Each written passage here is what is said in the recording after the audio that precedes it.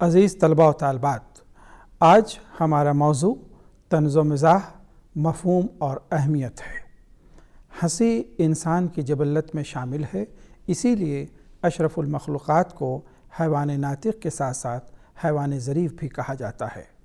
انسان میں ہنسنے کی صلاحیت ودیعت کی گئی ہے، جو اسے زندگی کے دکھ درد اور غموں پر قابو پانے میں مدد کرتی ہے۔ کچھ دیر کی ہنسی نہ صرف انسان کے غم و اندوہ کو بھلا دیتی ہے، بلکہ ہنسی سے انسان میں ایسی تازگی اور فرحت کا احساس جاگتا ہے جو زندگی کی تلخ حقیقتوں سے نبرد آزما ہونے، پریشانیوں اور غموں کو برداشت کرنے کی اثر نو قوت پیدا کرتا ہے۔ طنز و مزاح کی تحریریں انسان کو ہنسنے پر آمادہ کرتی ہیں۔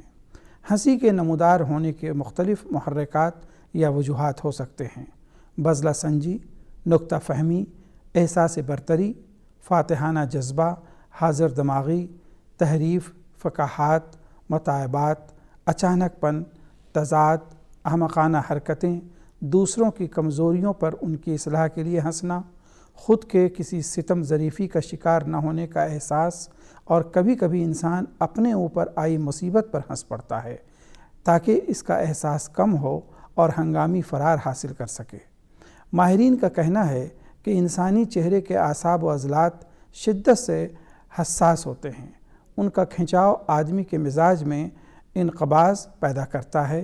اس کا بہترین مظاہرہ غصے کے عالم میں ہوتا ہے۔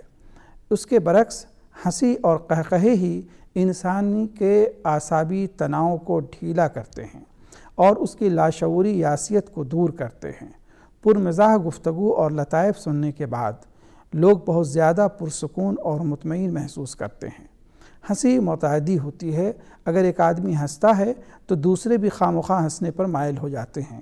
ہنسنے سے تکدر، پژمردگی، قنوطیت، پست مزاجی، اضمحلال دور ہو جاتے ہیں۔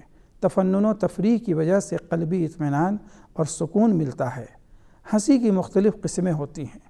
پرتکلف محفلوں میں لوگ مسکراتے ہیں، بے تکلف دوستوں کی محفلوں میں قہقہے لگاتے ہیں۔ زیر لب مسکراہٹ ذہنی حس کا پتہ دیتی ہے، جبکہ ترچھی مسکراہٹ میں طنز کا پہلو پنہاں ہوتا ہے۔ زبردستی کی ہنسی وہ ہوتی ہے جب انسان اپنے اعلیٰ عہدیدار یا بارسوخ صاحب ثروت کے زبان سے نکلی ہوئی گھسی پٹی باتوں پر ہنستا ہے۔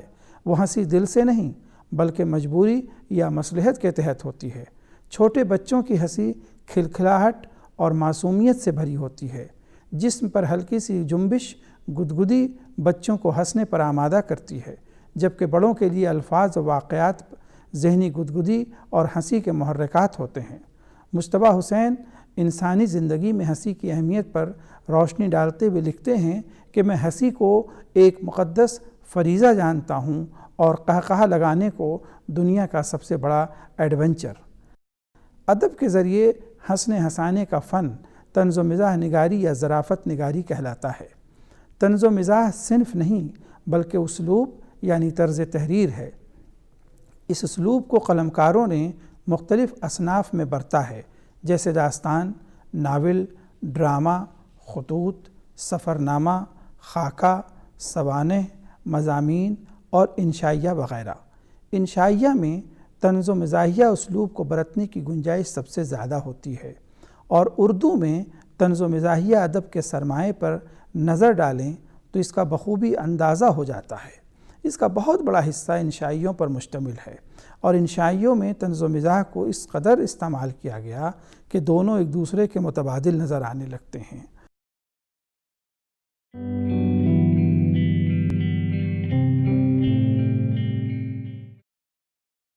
طنز کی تعریف کرتے ہوئے رشید احمد صدیقی لکھتے ہیں کہ کوٹ ہے، اقتباس دیکھیے کہ بہترین طنز کی اساسی شرط یہ ہے کہ وہ ذاتی عناد اور تعصب سے پاک ہو اور ذہن و فکر کی بے لوث برہمی یا شگفتگی کا نتیجہ ہو۔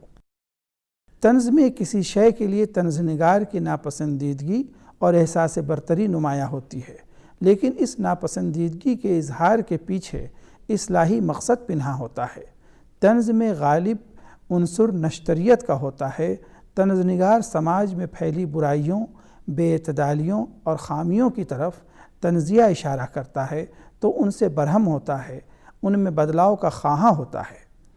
طنز کی قسمیں ہیں استہزاء، پھپتی، تشنیع، طعن، تعریض، تضحیک، ہج وغیرہ۔ اب آئیے ہم لوگ اس پہ الگ الگ گفتگو کرتے ہیں۔ استہزاء کیا ہے؟ کسی پر بطور طنز ایسے فقرے کسے جائیں جس کا مقصد ہی تکلیف پہنچانا ہو، ایسے جملے جس سے دکھ بھی پہنچے اور آدمی کی تضحیک یعنی تذلیل یعنی اس کی بے عزتی ہو اور ان کا گہرا زخم بدستور قائم رہے، تو اسے استہزاء کہا جاتا ہے۔ پھپتی یہ ایک دوسری قسم ہے۔ ٹیڑھے کسیلے جملے کسنا، ٹھٹھا کرنا اور طعنہ زنی کرتے ہوئے آوازیں کسنا، ساتھ ساتھ کسی کی معصومیت، پارسائی یا نیکی کا مذاق اڑانا، کسی کی خامی کو نمایاں کرنے کے لیے سخت قسم کی تشبیہ استعمال کرنا کہ جو پھب کر رہ جائے، یہ پھپتی کہلاتی ہے۔ تشنیع یہ عربی لفظ ہے جو شناعت سے ماخوذ ہے، جس کے معنی قابل نفرت یا برا ہونے کے ہیں۔ تشنیع میں کسی چیز کے گھنونے پن کو اس طرح بیان کیا جاتا ہے کہ پڑھنے یا سننے والا اس چیز سے متنفر ہو جائے۔ ایک اور قسم میں نے آپ کو بتائی تھی طعن۔ طعن یہ عربی لفظ ہے جسے ہم عام گفتگو میں طعنہ کہتے ہیں، جس کے معنی نیزہ مارنے کے ہیں۔ ادب میں نہایت تلخ لب و لہجے میں کسی کی کھلے عام عیب جوئی کرنا طعن ہے۔ اس میں حسد اور نفرت کا جذبہ شامل رہتا ہے۔ ایک اور قسم ہے تعریض۔ اس کے لغوی معنی اعتراض کے ہیں۔ یہ طعن کی ہی ایک قسم ہے۔ اس میں کسی کی عیب جوئی رمز و کنایہ کے ذریعے کی جاتی ہے۔ اس میں شائستگی، تہذیب اور سنجیدگی ہوتی ہے۔ بالعموم دکھاوے کے طور پر خود پر چوٹ ہوتی ہے، لیکن اشارہ کسی دوسرے پر ہوتا ہے۔ ایک اور قسم ہے تضحیک۔ کھلے عام کسی کی برائی کرنا یا ہنسی ہنسی میں کسی کو ذلیل کرنا تضحیک کہلاتا ہے۔ ہجو جس طرح شاعری میں مدح سرائی، تعریف و توصیف قصیدہ کہلاتی ہے، اس کے برخلاف مذمت، دل آزاری، تنقید، نوک جھونک، طعنہ، ملامت، پھپتی وغیرہ سے جب کام لیا جائے تو وہ ہجو کہلاتی ہے۔ ہجو میں جو ظرافت پائی جاتی ہے اس کو زہر خند کا نام دیا جا سکتا ہے۔ جس کی ہجو ہوگی اس کے لیے دل آزاری کا سامان ہوگا، لیکن غیر متعلق سننے والوں کے لیے لطف اندوزی کا سبب بالعموم برہمی، غصہ، بغض، عناد، تعصب، حسد، لعن طعن، بدگوئی، غیبت، حقارت اس کے محرکات ہیں، اور بطور انتقام یا جلاپا جلے دل کے پھپھولے پھوڑے جاتے ہیں، وہ سب ہجو قبیح کی شکل میں ابھرتے ہیں۔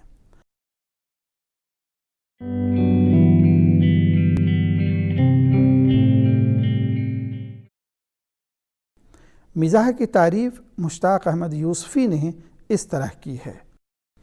عمل مزاح اپنے لہو کی آگ میں تپ کر نکھرنے کا نام ہے۔ لکڑی جل کر کوئلہ بن جاتی ہے اور کوئلہ راکھ، لیکن اگر کوئلے کے اندر کی آگ باہر کی آگ سے تیز ہو تو پھر وہ راکھ نہیں بلتا ہیرا بن جاتا ہے۔ یہ کس نے کہا؟ یہ کہا مشتاق احمد یوسفی نے، جو اپنے وقت کے بہت بڑے طنز و مزاح نگار ہیں۔ مزاح اور مزاح نگار پر گفتگو کرتے ہوئے انہوں نے لکھا ہے کہ حص مزاح ہی دراصل انسان کی چھٹی حص ہے۔ یہ ہو تو انسان ہر مقام سے آسان گزر جاتا ہے۔ یوں تو مزاح، مذہب اور الکحل ہر چیز میں بآسانی حل ہو جاتے ہیں، بالخصوص اردو ادب میں، لیکن مزاح کے اپنے تقاضے اور اپنے آداب ہیں۔ شرط اول یہ ہے کہ برہمی، بیزاری اور کدورت دل میں راہ نہ پائے، ورنہ یہ بومر پلٹ کر خود شکاری کا کام تمام کر دیتا ہے۔ مزہ تو جب ہے کہ آگ بھی لگے اور انگلی نہ اٹھا سکے۔ یہ دھواں کہاں سے اٹھتا ہے؟ مزاح نگار اس وقت تک تبسم زیر لب کا سزاوار نہیں جب تک اس نے دنیا اور اہل دنیا سے رج کے پیار نہ کیا ہو، ان سے، ان کی بے مہری و کم نگاہی سے، ان کی سرخوشی و ہوشیاری سے، ان کی تردامنی اور تقدس سے۔ مزاح کی قسموں میں بذلہ سنجی، تمسخر، ضلع جگت، فقرہ بازی، لطیفہ، ہزل وغیرہ شامل ہیں۔ اب آئیے الگ الگ ان پہ تھوڑی سی مختصر گفتگو کرتے ہیں۔ بزلہ سنجی، وٹ، یہ مزاح کی اعلیٰ قسم تصور کی جاتی ہے۔ اس میں شوخی کے ساتھ ساتھ ذہانت کا اظہار ہوتا ہے، یعنی ذہین و فطین انسان جب مزاحیہ انداز میں گفتگو کرتا ہے، اس کے جملے لبوں پر مسکراہٹیں بکھیرنے کے ساتھ ساتھ ذہن کو بھی طمانینت عطا کرتے ہیں۔ تمسخر ایک اور قسم ہے اس کی۔ اس میں مزاح ڈھکا چھپا نہیں ہوتا، بلکہ واضح اور براہ راست کسی کا مذاق اڑا کر منہ پر قہقہہ لگایا جاتا ہے۔ اس میں طنز کا شائبہ ہوتا ہے۔ ضلع جگت، یعنی جیسے کو تیسا والی بات، جگت کے معنی دانائی ہیں۔ چترائی کے ساتھ ساتھ تک سے تک لگانا اور رعایت لفظی کے ساتھ معنی خیز اور ذو معنی بات چیت، کسی کو مبحث قرار دے کر جو باتیں کی جائیں وہ ضلع یعنی تلازم کلام، ان دونوں کو ملا دینے پر جو مکالمہ ہوتا ہے وہ ضلع جگت کہلاتا ہے۔ اس انداز کو زبان عام میں جیسے کو تیسا، عدلے کو بدلہ کہہ سکتے ہیں۔ اس میں ظرافت بس اس قدر ہوتی ہے کہ کہنے والے اور جواب دینے والے میں سوال و جواب میں الفاظ موضوع ہوتے ہیں، ان میں رقاقت کا عنصر شامل ہوتا ہے۔ مثال، دفتر سے تھکا، یہ ایک اقتباس ہے، آپ کو سنا رہا ہوں کہ دفتر سے تھکا ماندہ لوٹا تو رمیش نے دیکھا منی نے اپنی شرارتوں سے ہنگامہ برپا کر رکھا ہے اور بیوی غصے میں بفری ہوئی لڑکی کو برا بھلا کہہ رہی ہے۔ رمیش پر نظر پڑتے ہی کہا، کون جانے اتنی بری فطرت اس کو ورثے میں کس کی طرف سے آئی ہے، یقیناً یہ میری دی ہوئی نہیں۔ رمیش نے حامی بھرتے ہوئے جواب دیا، یقیناً یہ تمہاری دی ہوئی نہیں، تمہاری اپنی بد فطرت تو ابھی قائم ہے۔ فقرہ بازی، یہ فقرہ جملے کے ایک حصے کو کہتے ہیں۔ طنز و مزاح کی اصطلاح میں فقرہ بازی سے مراد آواز کسنے یا فقرہ کسنے کے ہیں جو ہتک آمیز ہوتا ہے۔ ہر فقرہ چبھن لیے ہوئے ہوتا ہے، ہر لفظ نشتر، اور وہ بھی زہر میں ڈوبا ہوا۔ سودا نے تضحیک روزگار میں ایک گھوڑے کی لاغری بیان کرتے ہوئے لکھا تھا کہ جب وہ بازار سے گزرتا ہے تو لوگ کہتے ہیں، پہیے اسے لگاؤ کہ تاہوے یہ رواں، یعنی گھوڑا ہے لیکن چلنے کے لیے اسے پہیے کی ضرورت ہے۔ لطیفہ، لطیفہ ایک چھوٹی حکایت یا روایت ہوتا ہے۔ اس کی کہانی میں انوکھا پن ہوتا ہے، کچھ تعجب انگیز باتیں ہوتی ہیں اور کچھ غیر متوقع موڑ ہوتے ہیں جو ہنسی کو تحریک دیتے ہیں۔ اس میں کہیں طنز ہوتا ہے تو کہیں رمز و کنایہ، بدیہہ گوئی، کہیں چشمک، حاضر جوابی، بزلہ سنجی تو کہیں برجستہ گوئی، لیکن بہر صورت ہر حال میں ایجاز و اختصار ضروری ہیں۔ لطافت، شستگی اور طرز بیان کی حلاوت اور البیلا پن لطیفی کی جان ہے۔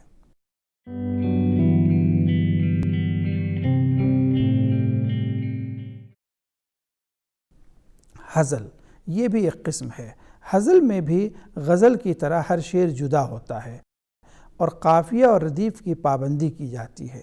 اس میں فحش اور عامیانہ قسم کے مضامین باندھے جاتے ہیں، غلو کی حد تک مبالغہ آرائی کی جاتی ہے، اکثر ذاتیات کو ہدف طنز و ملامت بنایا جاتا ہے۔ انگریزی ادب میں طنزیہ اور مزاحیہ دونوں اسلوب اپنی اپنی مخصوص اور واضح شناخت رکھتے ہیں، لیکن اردو میں دونوں کو ساتھ ساتھ ہی لکھا جاتا ہے۔ اردو میں صرف مزاحیہ اور صرف طنزیہ فن پارے بہت کم ملتے ہیں، اور ایسی تحریروں کی بہتات ہے جن میں طنز اور مزاح دونوں شامل ہیں۔ تناسب کم یا زیادہ ہو سکتا ہے، اور حقیقت بھی یہی ہے کہ طنز کے بغیر مزاح اور مزاح کے بغیر طنز میں وہ تاثیر نہیں ہوتی جو دونوں کے ساتھ ساتھ ہونے سے ہوتی ہے۔ لہٰذا طنز و مزاح ایک دوسرے کے لیے لازم و ملزوم کا درجہ رکھتے ہیں۔ علی احمد سرور کا ایک اقتباس دیکھیے جو طنز و مزاح کی آمیزش کی ضرورت کو واضح کرتا ہے۔ یہ اقتباس ہے، آپ توجہ کیجئے گا اس پہ، کہ طنز اور مزاح میں گہرا تعلق ہے۔ طنز کا ایک مقصد ہوتا ہے، یہ زخم لگا کر اصلاح کرنا جانتی ہے۔ مزاح صرف تضادات، عجائبات، قول و فعل کے فرق، ہموار کرنا سکھاتا ہے۔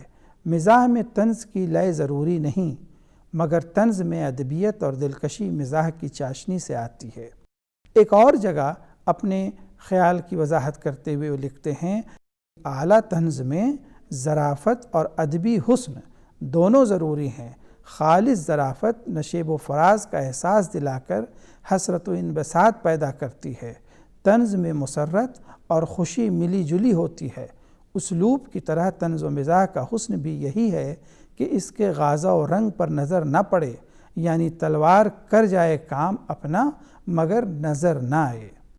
اب آگے بڑھتے ہیں ہم لوگ کہ طنزیہ و مزاحیہ اسلوب میں ادبیت یا ادبی شان اسی وقت پیدا ہو سکتی ہے جب رمز و ایمائیت، خیال میں ندرت، انداز بیان میں جدت اور زبان کا تخلیقی استعمال کیا جائے اور انسانی دردمندی کی زیریں لہر کام کر رہی ہوں۔ طنز نشتر کا کام کرتا ہے تو مزاح مرہم کا۔ اس کی مثال اس کڑوی گولی کی سی ہے جو صحت بخش ہوتی ہے اور اس کی کڑواہٹ کے احساس کو کم کرنے کے لیے اوپر سے شکر یا شہد کی مٹھاس کی پرت چڑھائی جاتی ہے۔ مزاح کی تخلیق کے مختلف حربے، تدبیریں یا طریقے ہیں، جیسے مزاحیہ واقعہ، مزاحیہ کردار، موازنہ، مبالغہ، پیروڈی، لفظی الٹ پھیر، بے معنی گفتگو، خود برداشتہ مزاح، لطیفہ گوئی اور خیال کی ندرت اور زبان کے تخلیقی استعمال کے ذریعے مزاح پیدا کیا جاتا ہے، جن کے بارے میں ہم تفصیلی گفتگو کر رہے ہیں اور امید ہے کہ آپ اسے سمجھ رہے ہوں گے۔ اب آئیے مزاحیہ واقعہ کی طرف چلتے ہیں۔ اس میں مزاح نگار ایک ایسا وقوع تیار کرتا ہے۔ اب ہم لوگ مزاحیہ واقعے کی بات کر رہے ہیں۔ اس میں مزاح نگار ایک ایسا وقوع تیار کرتا ہے جس میں ایک انسان اچانک غیر متوقع حالات کے جال میں ایسے پھنس جاتا ہے کہ اس الجھن سے نکلنا اس کے لیے مشکل ہو جاتا ہے۔ ناظر یا قاری اس صورتحال سے اس لیے محظوظ ہوتا ہے کہ وہ خود ان حالات کا شکار نہیں ہوا۔ اس وقتی ناہمواری میں صدمے یا دکھ کا کوئی پہلو نہیں ہوتا۔ اس طرح کا واقعہ کسی کردار کی نادانی، حماقت، غلط فہمی یا محض اتفاق وقت کی وجہ سے وقوع پذیر ہوتے ہیں۔ مثلا پطرس بخاری کے ایک مضمون کا اقتباس ملاحظہ کیجئے کہ اس قدر تیز رفتاری بائسکل کی طبع نازک پر گراں گزری، چنانچہ اس میں یکلخت دو تبدیلیاں واقع ہو گئیں۔ ایک تو ہینڈل ایک طرف کو مڑ گیا، جس کا نتیجہ یہ ہوا کہ میں جا تو سامنے رہا تھا لیکن میرا تمام جسم بائیں طرف کو مڑا ہوا تھا۔ اس کے علاوہ بائسکل کی گدی دفتن 6 انچ کے قریب نیچے بیٹھ گئی، چنانچہ جب پیڈل چلانے کے لیے میں ٹانگیں اوپر نیچے کرنے لگا تو گھٹنے ٹھوڑی تک پہنچ گئے۔ مزاحیہ کردار مزاح کی تخلیق میں نہایت اہم رول ادا کرتا ہے۔ ان کرداروں کی مختلف خصوصیات ہوتی ہیں جو مضحکہ خیز صورتحال تیار کرتی ہیں۔ اکثر ان کی فکر اور رویوں میں عام انسانوں کے مقابلے میں لچک کا فقدان ہوتا ہے۔ احمق، حد درجہ محتاط، اپنے حوالے سے مغالطوں اور خوش فہمیوں میں مبتلا، کم فہم، انوکھ سوچ کے حامل ہوتے ہیں۔ خوجی، حاجی بغلول، چچا چھکن اور مرزا اردو کے مشہور مزاحیہ کردار ہیں۔ خود مزاح نگار ان کا تعارف کراتے وقت ان کے بارے میں یہ تمام باتیں بیان کر دیتا ہے، جیسے امتیاز علی تاج چچا چھکن کا تعارف اس طرح کراتے ہیں۔ چچا اس قدر ناشناسی سے کھنچ جاتے ہیں، چڑ کر کہتے بھی ہیں، بھلا صاحب کان ہوئے، پھر کبھی آپ کے کام میں دخل دیا تو جو چور کی سزا وہ ہماری سزا۔ لیکن دخل در معقولات کا انہیں کچھ ایسا لاعلاج مرض ہے کہ جہاں کوئی موقع ملا پھر لنگوٹ کس تیار۔ روک دیے جانے میں انہیں اپنے سلیقے اور سگڑاپے کی توہین نظر آتی ہے۔ چچا چھکن دشنام سن سکتے ہیں، لیکن ایسا طعنہ جس میں ان کی قابلیت کے کسی پہلو کی طرف اشارہ ہو اور پھر چچی کی زبان سے ان کی برداشت سے باہر ہے۔ مزاح کی تخلیق کا ایک اور اہم حربہ تحریف یا پیروڈی نگاری ہے۔ موجود کلام میں یا نثر میں ہلکی سی تبدیلی کے ذریعے مزاح پیدا کرنا پیروڈی کہلاتا ہے۔ رشید احمد صدیقی نے پیروڈی کی تعریف اس طرح بیان کی ہے: اصل کی نقل اس طور پر کرنا یا اس میں ظرافت کا پیوند لگانا کہ تھوڑی دیر کے لیے نقاب یا پیبند کی تفریحی حیثیت سنجیدہ اصل کی سنجیدہ حیثیت کو دبا دے پیروڈی کا فن ہے۔ مثلا اب تو گھبرا کے یہ کہتے ہیں کہ گھر جائیں گے، گھر میں بھی چین نہ پایا تو کدھر جائیں گے۔ اصل شعر ہے اب تو گھبرا کے یہ کہتے ہیں کہ مر جائیں گے، مر کے بھی چین نہ پایا تو کدھر جائیں گے۔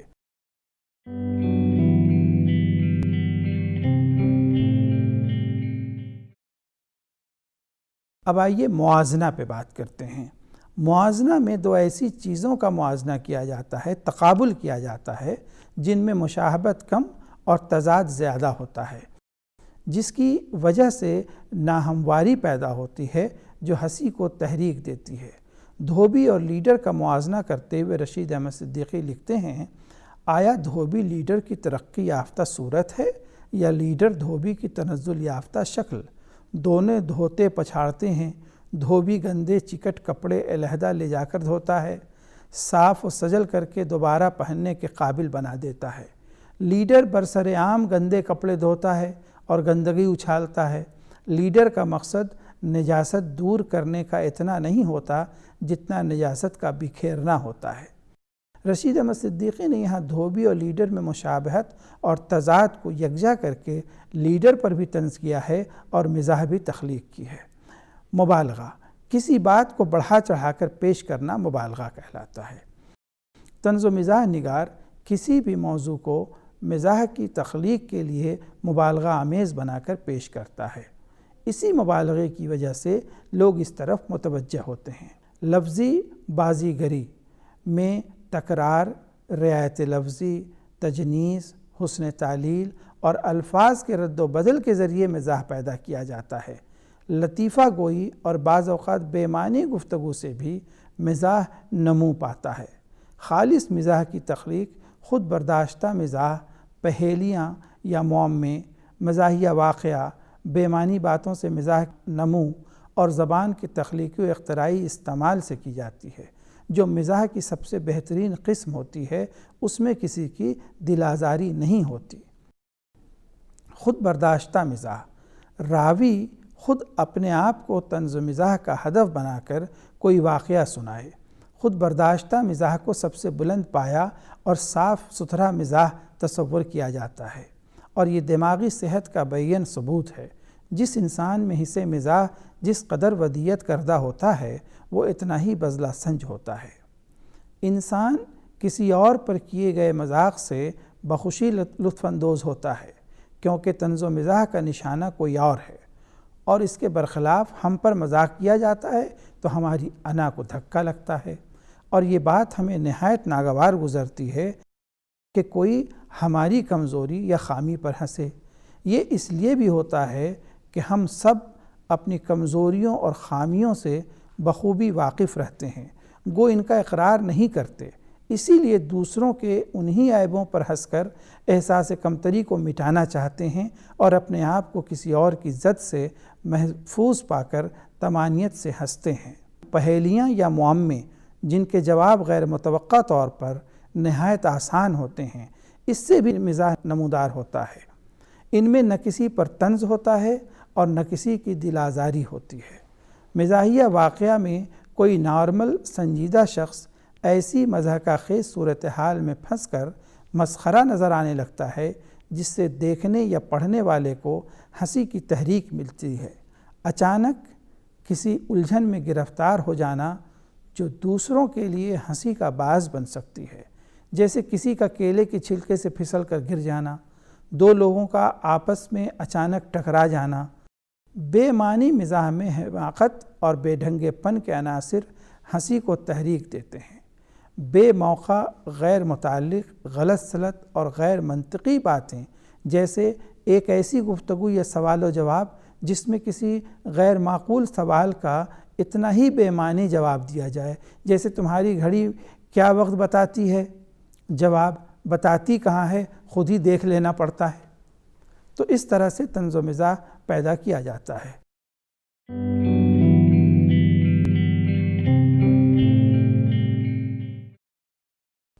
ادب اور سماج دونوں ہی میں طنز و مزاح کی اہمیت مسلمہ ہے۔ طنز و مزاح کے معیار سے کسی بھی زبان کی تہذیب کا اندازہ لگایا جا سکتا ہے۔ کسی قوم یا فرقے کے افراد کا اپنے آپ پر ہنسنا بالغ نظری کی علامت ہے۔ ترقی یافتہ قوم کے افراد خود پر اور اپنے اطراف و اکناف کے حالات پر ہنس کر نہ صرف اپنی وسیع النظری اور زندہ دلی کا ثبوت دیتے ہیں، بلکہ یہ ہنسی مثبت تبدیلی کی طرف پہلا قدم ثابت ہوتی ہے۔ طنز و مزاح فرد اور اس کی زندگی پر تنقیدی نظر رکھتا ہے۔ طنز و مزاح کا سماج اور زندگی سے تعلق بہت گہرا ہوتا ہے۔ وہ سماجی زندگی کی ناہمواریوں، سیاسی بدعنوانیوں اور ہنگامہ آرائیوں، معاشرتی بے اعتدالیوں، شخصی کجرویوں، تہذیبی اور اخلاقی قدروں کے انحطاط کو موضوع بناتا ہے۔ باشعور اور حساس عصری حیثیت اور سماجی بصیرت کا حامل قلمکار جب کسی موضوع پر لکھتا ہے تو قاری کو مسرت کے ساتھ بصیرت بھی عطا کرتا ہے۔ جب انسان یہ جان لیتا ہے کہ وقت کے ساتھ اس کا حسن و جمال اور طاقت کم ہوتی جائے گی اور اس فطری امر سے کوئی مستثنیٰ نہیں ہے، تو وہ زندگی کی حقیقتوں سے آنکھیں چرانے کے بجائے اس سے آنکھیں ملا کر خوش دلی سے جینا سیکھ لیتا ہے۔ مزاح کی ہماگیری اور اثر پذیری کا اقرار حالی نے بھی کیا ہے، جس سے انسانی زندگی اور ادب میں مزاح کی اہمیت و افادیت کا اندازہ لگایا جا سکتا ہے۔ ایک طرف مزاح انسان کو اس کے دردناک لمحات میں خوشگواری اور انبساط کا تحفہ گراں عطا کرتا ہے، مسرت و شادمانی سے محفل کو زعفران زار بنا دیتا ہے، تو دوسری طرف قوم کو، اس کے افراد کو ان کی اپنی ایسی بہت سی کمزوریوں اور کوتاہیوں سے آگاہ کرتا ہے جن پر ہماری نظر نہیں پڑتی۔ مزاح قوم کو اصلاح کی طرف مائل کرتا ہے اور اس کو شاہراہ ترقی پر لا کر کھڑا کرتا ہے۔ ایک عرصے تک اردو ادب میں طنزیہ و مزاحیہ ادب کو دوسرے درجے کا ادب تصور کیا جاتا تھا۔ یہ سمجھا جاتا تھا کہ یہ محض تفنن طبع یا تفریح کے لیے تخلیق کیا جاتا ہے، لیکن آج اس کی اہمیت کو تسلیم کیا جا رہا ہے اور ہر طرف اس کی اہمیت کی باتیں ہو رہی ہیں اور لوگ اس کی مسرت اور بصیرت سے لطف اندوز ہو رہے ہیں۔ عزیز طلباء و طالبات، آپ نے جو ابھی مضمون سنا، جس پہ آپ نے گفتگو سنی، اس کے تعلق سے کچھ کتابوں کے نام بھی نوٹ فرما لیجئے، آپ اس سے بھی استفادہ کر سکتے ہیں۔ رشید احمد صدیقی، جن کا ذکر بار بار آپ نے سنا، ان کی کتاب ہے طنزیات و مضحکات۔ وزیر آغا کی کتاب ہے اردو ادب میں طنز و مزاح۔ خورشید الاسلام کی کتاب ہے تنقیدیں۔ ڈاکٹر خالد محمود کی کتاب ہے اردو ادب میں طنز و مزاح کی روایت۔ مصطفیٰ کمال کی کتاب ہے شگوفہ۔ یہ دراصل کتاب نہیں، ان کا ایک رسالہ ہے، اس میں ہندوستانی مزاح نمبر شائع ہوا تھا، آپ اس کا مطالعہ کر سکتے ہیں۔ بہت بہت شکریہ۔